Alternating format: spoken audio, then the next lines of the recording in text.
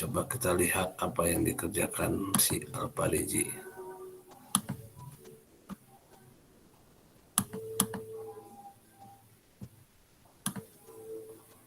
Ini sama semua kalian, kayak gini. Sama semua.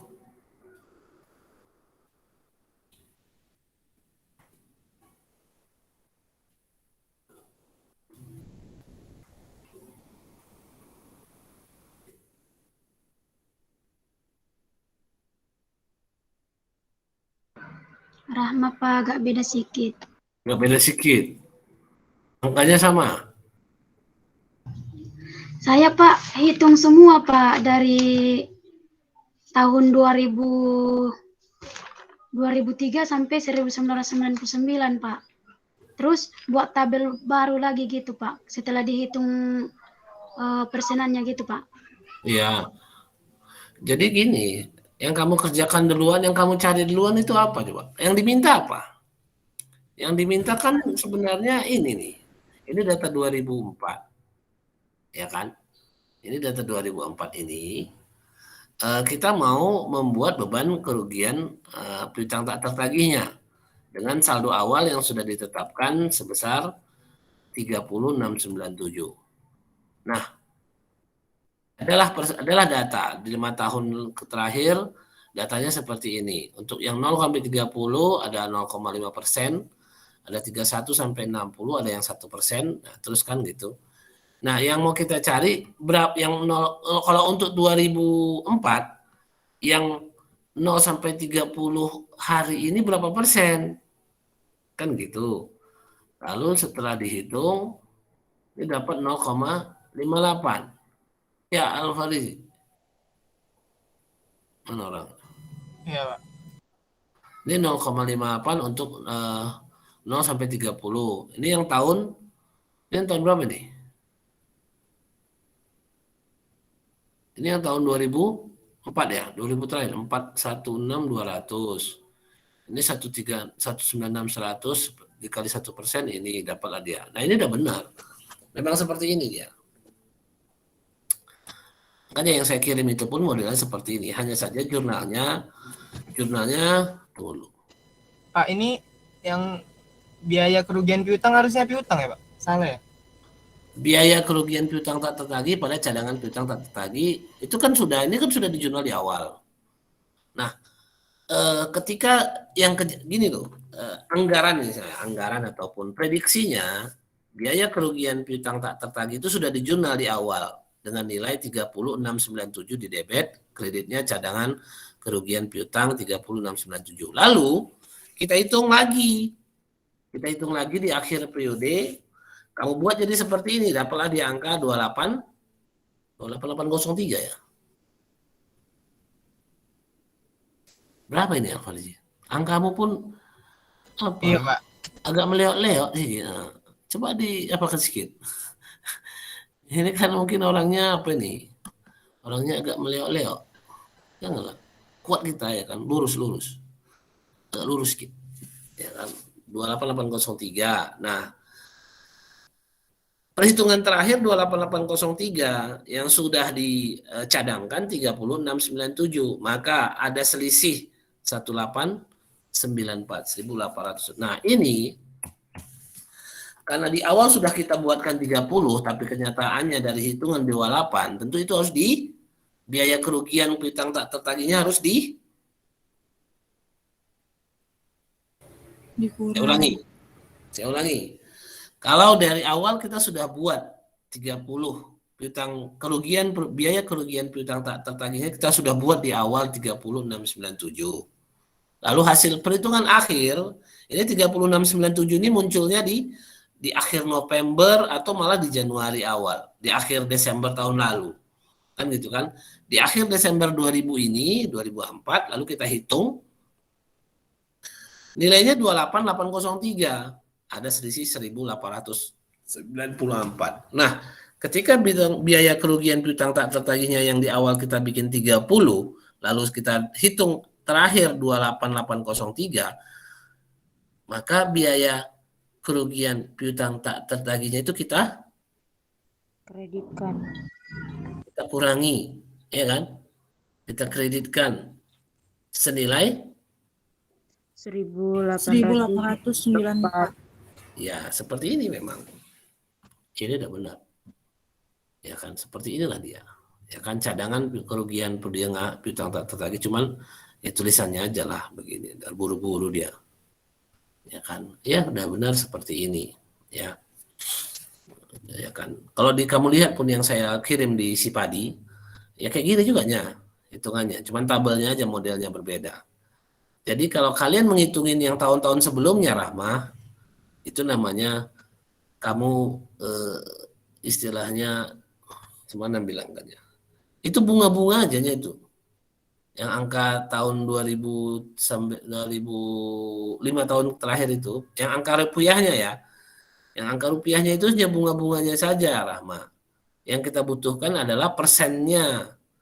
Karena untuk menghitung persen yang tahun terakhir itu 2004 kita butuh nilai rata-rata persentasenya. Itunya. Ini sebenarnya permainan matematika saja. Ya, ini sebenarnya permainan matematika saja.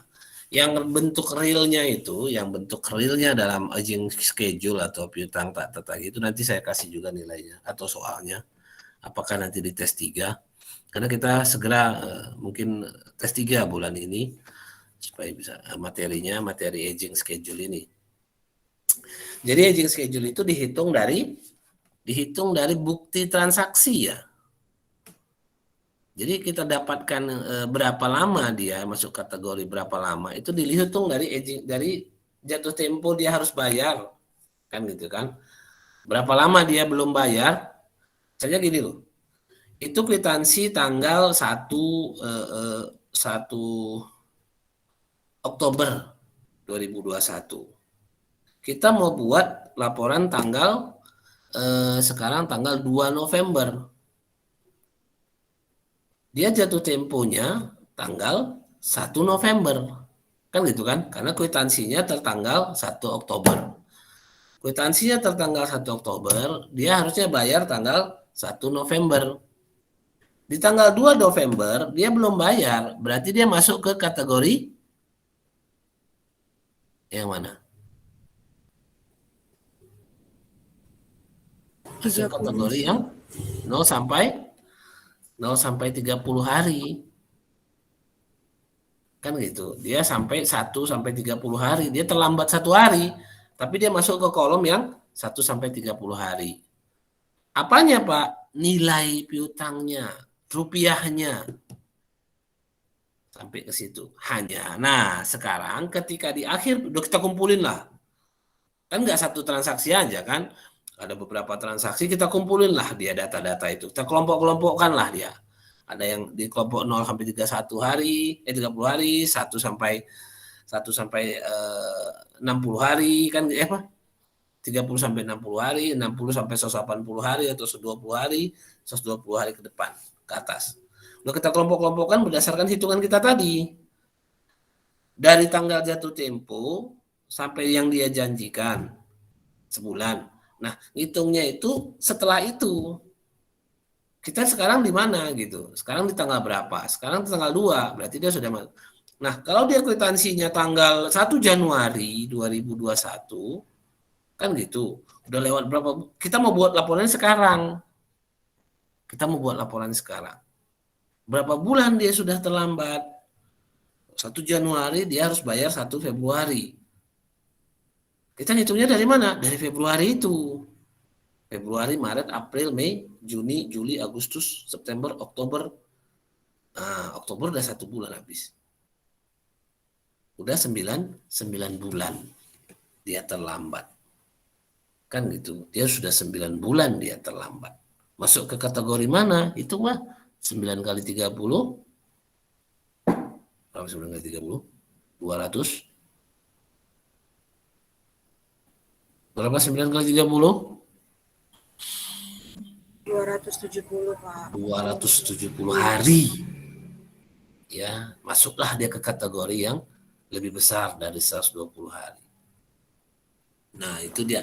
Jadi kita ngumpulkan bukti-bukti itu dia. Kita tumpuk-tumpukkan dia gitu. kita tumpukan. Makanya di buku, makanya saya bilang, ketika kamu di bagian accounting, kamu akan banyak berurusan dengan bukti-bukti transaksi.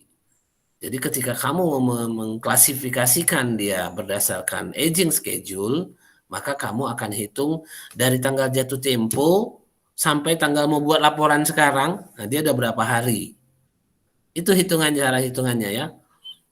Ingat, dari tanggal jatuh tempo sampai tanggal buat laporan. Kapan kan gitu kan? Kita mau buat laporan 2 November. Dia sudah 1 Oktober dia baru istilahnya 1 Oktober dia lakukan transaksi, lalu harusnya dia bayar 1 November. Sekarang tanggal 2 November, dia udah lewat 1 hari. Kan gitu ya, dia lewat 1 hari. Dia masuk ke kategori yang pertama. Nah, seperti itu maksudnya. Ya, jadi jangan kamu bingung. Ini memang keterampilan utama ya dalam kalau kamu bekerja di bank nantinya. Kalau kamu mau kerja di bank, ini adalah keterampilan utama dalam menyusun istilahnya atau kamu jadi pegawai perbankan. Karena secara umum orang perbankan itu menghitung umur piutang ini, berapa lama dia tidak bayar. Kualitas namanya, kualitas kolektibilitas. Namanya kualitas kolektibilitas kalau di perbankan. Ya, kamu bayangkan aja itu nama-namanya itu. Ada nama-namanya. Ya, jadi kita hitung dia berapa lama, masuk kemana. Karena gini, secara umum orang kalau sudah berhutang terlambat bayar, itu niat dia untuk melunasinya itu kecil ya. Ya, kalau dia sudah buat kesepakatan setiap tanggal 1 bayar kan gitu ya. Cuman setelah itu berapa lama dia nunggak gitu, nasabahnya nunggak, itu kemungkinan besar itu akan macet, nggak akan terbayar, kemungkinan besar ya dari pengalaman. Karena biasanya orang kalau sudah memang niat mau bayar dia akan jaga itu tanggal jatuh temponya, tapi kenyataannya dia misalnya tidak bayar. Nah itu kondisinya ya, itu kondisinya. Baik, sampai di sini ada yang mau ditanyakan? Pak, mau nanya. Ya, silakan. Kalau misalnya jumlah sama itu Pak, piutang ragu-ragunya itu lebih besar lebih kecil dari jumlahnya itu, baik. Cara jurnalnya terbalik itu Pak. Jadi biaya di debit. Yang sebenarnya itu, yang sebenarnya itu jurnalnya itu ya biaya kerugian piutang tak tertagih di debit, yang kredit cadangan piutang tidak tertagih. Itu yang standarnya. Biaya kerugian piutang tak tertagih masuk ke laba rugi, cadangan kerugian piutang tak tertagih masuk ke neraca, ke bawah piutang, di bawah akun piutang gitu dia. Ya, jadi dia langsung di bawah macam akumulasi penyusutan, macam aset tetap di bawahnya kan ada akumulasi penyusutan. Nah, cadangan kerugian piutang tak tertagih itu pun seperti akumulasi penyusutan sifatnya, kan gitu. Sifatnya itu seperti itu. Dia mengurangi piutang dagang bersih yang ada di neraca. Sifatnya seperti akumulasi penyusutan. Sampai di situ paham ya, minta itu ya? Iya Pak. Jadi Pak, ini jadi, maksudnya kalau misalnya yang kamu tanya tadi, kalau misalnya sudah ditetapkan saldonya 30.687, setelah hasil hitungan nilainya jadi 40.000 misalnya kan gitu ya. Nilainya 40.000 Pak. Kamu cukup menambahkan kembali, jurnalnya tetap biaya kerugian piutang tak tertagih, lalu kreditnya cadangan kerugian piutang tak tertagih dengan menambah selisihnya saja lagi. Ini kan kenapa terjadi seperti ini? Karena dibalik, ini yang terbalik, ini sebenarnya ini apa minta itu. Cadangan kerugian piutang tak tertagih di debit 1894 seperti yang dipajang ini ya. Seperti yang kita tampilkan ini. Yang terakhir, jurnal yang terakhir itu biaya kerugian piutang. Ini sebenarnya kan mengurangi nih. Kan ini ceritanya kenapa? Karena saldo normalnya kan masing-masing berbeda kan gitu kan, dibalik kan gitu ya. Cadangan saldo normal biaya kan debit kalau dia positif atau menambah. Ini kita dibikinnya di kredit, berarti kan mengurang. Kan gitu kan. Jadi biaya kerugian piutang tak tertaginya berkurang. Nah, kalau seperti yang kasus yang saya sebutkan tadi atau yang kamu tanyakan tadi, kalau dia jadi 40.000, maka jurnalnya seperti jurnal yang pertama, yang biaya kerugian piutang tak tertagih, kreditnya cadangan kerugian piutang tak tertagih. Ditampilkan di sini kalau ini dituliskannya 3697, kalau kita nuliskannya selisihnya saja. 40.000 dikurang 40.000 dikurang 3687 misalnya kan 10.697. Nah, itulah dimasukkan. 10.697. Selisihnya itu jadi dia patokannya sekarang, patokan nilai yang mau kita tuju itu minta itu atau yang lain itu adalah nilai hasil hitungan. Hasil hitungan. Kalau di sini hasil hitungannya yang mana?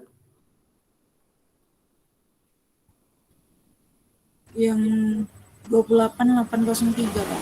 Betul, yang 28803 itulah nilai patokannya. Ya. Itulah nilai acuannya. Jadi kalau yang 3687 itu kan perkiraan awal tahun. Perkiraan awal tahun udah langsung dibiayakannya. Perkiraannya. Kan begitu kan? Tapi begitu akhir tahun rupanya nggak segitu, rupanya lebih kecil, maka dikuranginya. Tapi kalau akhir tahun jadi lebih besar hitungannya, yang 28803 ini misalnya jadi 40.000, maka selisihnya itu menambahkan lagi. Nah, seperti itu maksudnya minta itu. Ya, Pak. Ada lagi yang lain? Rahma, Pak, mau nanya. Ya. Itu Pak, setelah kita mengetahui persentase penyisihan piutang tak tertagihnya itu apa dikali lagi Pak sama umur piutang itu? Yang kita cari kan rata-ratanya dulu, Rahma. Rata-rata dari 5 tahun terakhir. Dapat rata-ratanya. Rata-ratanya kan rata-rata persentase ya, bukan rata-rata uangnya. Rata-rata persentase. Jadi contoh ini yang saya 0,58 itu yang dari si apa nih Al-Farizi ini. Ini kita ambilnya. Yang 0,58% ini ya, yang 0,58% ini adalah rata-rata dari persentase 0,5 2005 tahun terakhir itu.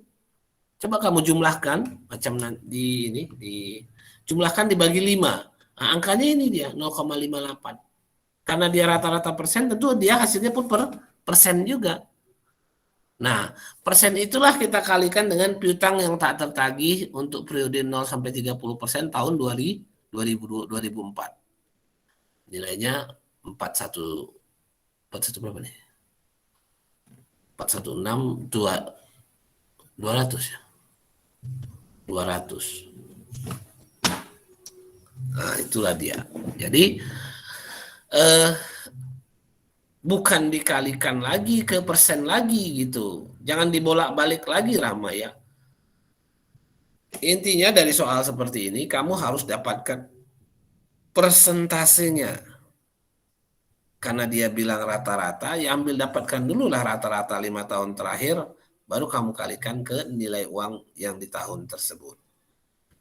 Nilai uang yang dari 5 tahun terakhir itu hanya bunga-bunganya saja, Rama. Nggak perlu. Nggak usah lagi dikalikan ke persen lagi tuh untuk yang per tahun itu. Dengan masih nggak perlu. Kan kita nggak perlukan uangnya, kita perlukan persentasenya. Ya. Kita perlukan persentasenya, bukan duitnya. Ya, lebih kurang seperti itu, Rama. Ada lagi?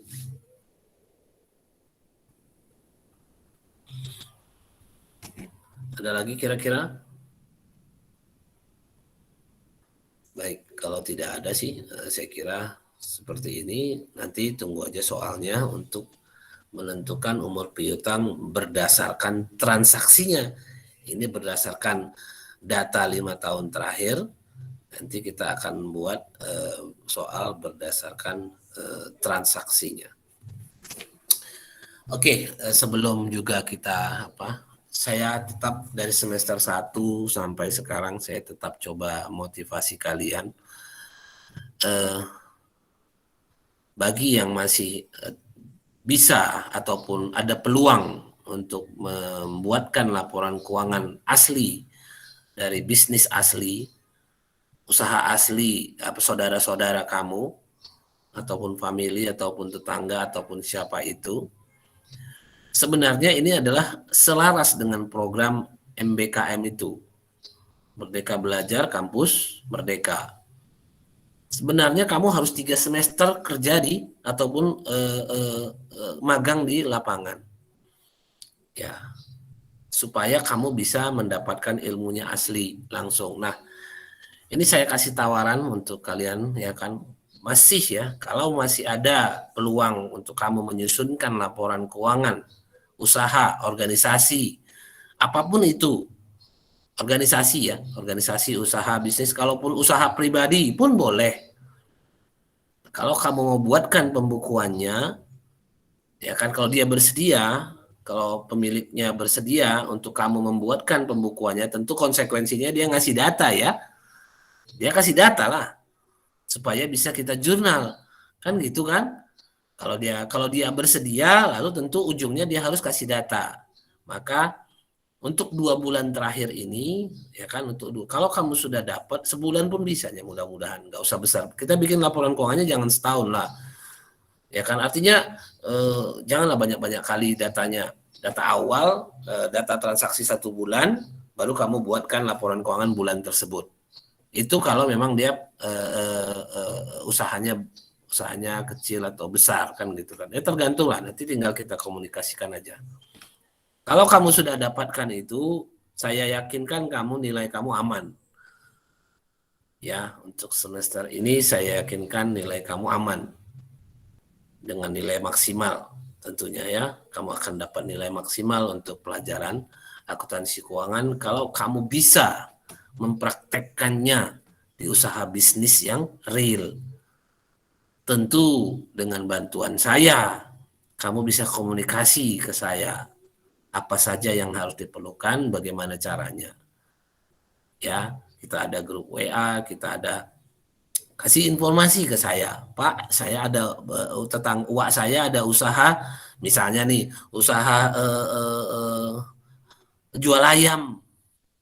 Jual ayam, toko jual ayam, Pak. Sekalian motong, sekalian ini, gimana caranya buat laporan keuangannya? Nanti saya kasih tahu kamu apa data-data yang diperlukan, lalu kamu mintakan ke dia, lalu kamu buatkan laporan keuangannya awal, lalu kamu buatkan laporan keuangan 1 bulan. Dapat laporan keuangan laba rugi, neraca, laporan perubahan modal, arus kas, lengkap kamu buatkan. Yang 5 itu ya standar ya. Nah, kamu mudah-mudahan udah aman untuk materi ataupun untuk pembelajaran. Karena ini bagian dari program MBKM itu. Semester 7 sekarang lagi magang orang itu, magang yang berbayar itu.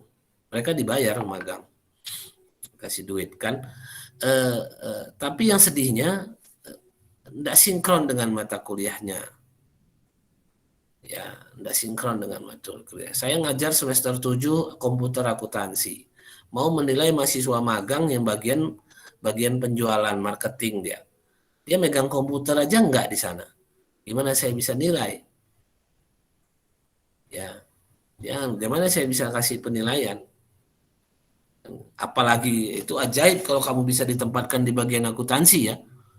Ketika magang, kamu ditempatkan di bagian akuntansi, misalnya. Itu ajaib namanya. Ya, hanya orang-orang tertentu yang bisa. Ya, bukan saya bilang tidak mungkin, tapi mungkin saja, tapi itu luar biasa. Kamu dapat anugerahnya. Kenapa? Tidak mungkin biasa masuk sebenarnya. Yang sedihnya kalian di sini nggak ada orang Binjai ya. Kalau ada orang Binjai, kamu bisa ke kantor saya. Ya, kamu lihat dulu proses bagaimana pembuatan laporan keuangannya, baru nanti kamu bisa praktekkan.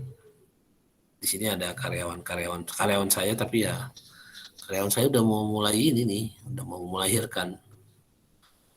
Ada 2 orang, 1 orang udah melahirkan anak kedua, ini mau melahirkan anak pertama. Yang 1 lagi baru nikah. Banyak yang perempuan karyawan saya. 1 lagi karyawan saya yang saya tempatkan di perusahaan itu diambil sama perusahaannya. Diambil alih. Jadi dia karyawan sana lagi jadinya. Ya udahlah, mau gimana lagi. Ya kan, dia lebih baik kan, kalau untuk bisa lebih baik kenapa enggak. Nah, kalian pun kalau memang ada yang tertarik untuk di bidang akuntansi ini, ya silakan. Memang sih kalau cari ilmu itu memang agak berat kan, tapi kalau kamu istilahnya semangat, dapatnya. Paham ya apa yang saya kasih tahu ya? Penugasannya ini penugasan apa loh? Penugasan khusus ya. Bagi yang mau, ini kan direcord. Jadi kamu silahkan buat laporan keuangan asli dari awal ya. Tentu dari awal dengan bimbingan saya pastinya. Kamu sudah dapat data apa, data ini, silahkan jurnal. Nah, dapat jurnal, dapat laporan buat buku besarnya, manual Pak, ya manual pun jadi. Di Excel pun oke. Tak masalah, Excel kan manualnya itu. Ya kan? Excel enggak lagi sistem, enggak komputernya itu, enggak sistem dia hanya manual aja. Ya. Paham kira-kira? Masih ada waktu. Anak semester 1 pun saya bikin begini, anak kamu semester 3. Dulu kan saya pernah juga bilang sama kalian kan, awal sekali kuliah, silahkan cari. Enggak gaul kalian. Ya kan? Enggak gaul, tukang belanja aja kalian, enggak ada yang nyari duitnya ataupun istilahnya usaha untuk bisa istilahnya menambah kan gitu kan. Jadi ketika dia tertolong, pengusaha-pengusaha itu ketika dia tertolong, dia sangat, ya jangan khawatir, itu rezeki nggak kemana gitu loh. Rezeki nggak kemana. Ketika dia merasa tertolong, ketika dia pengusaha-pengusaha itu, ketika dia merasa terbantu dengan informasi yang kita berikan, itu rezeki nggak kemana ya. Itu saya kasih tahu sama kamu dari pengalaman saya. Rezeki nggak kemana. Ya, pokoknya ada aja. Ya, saya kira itu. Paham ya? Ya mudah-mudahan kalian tetap semangat. Enggak ada rupanya saudara kalian punya bisnis. Ngapain aja saudara kalian? Pegawai, PNS, ya. Pak, itu hitungnya dia mesti per tahun Pak, baru bisa kita buat jurnalnya. Nggak bisa kan ada bisa kayak usaha baru mulai gitu Pak. Enggak ada masalah. Mau pokoknya kalau gini loh. Dia bersedia nggak? Nah, itu satu dulu ya. Kalau dia bersedia, baru nanti kita siasati. Nggak perlu nggak, jangan usah setahun lah. Setahun banyak kali dia. Kecuali dia minta. Ingat, kenapa dia minta Pak? Biasanya dia mau tahu pajaknya. Kalau pajak kan ukurannya setahun. Pajak penghasilannya kan gitu. Tapi kalau dia hanya mau menunjukkan, kita minta, oh coba apa yang mau bisa kau buat katanya kan, apa kayak mana kayak kau buat itu, kita buatkan ya sebulan, ya kan, sebulan aja dulu, mana transaksi sebulan, ya bulan lalu lah, misalnya sekarang bulan November, ya bulan-bulan Agustus kah atau bulan apa, startnya mulainya kapan maunya, ya tanya dia startnya mau kapan mulainya. Bagaimana memulai pencatatan laporan keuangan yang sudah berjalan, nanti saya kasih tahu. Bagaimana dia memulai. Ada dulu dong usahanya. Kalau belum, beda kan baru mulai buka dengan baru mulai mencatatkan ya. Kalau baru mulai mencatatkan berarti kan dia sudah pernah berjalan nih.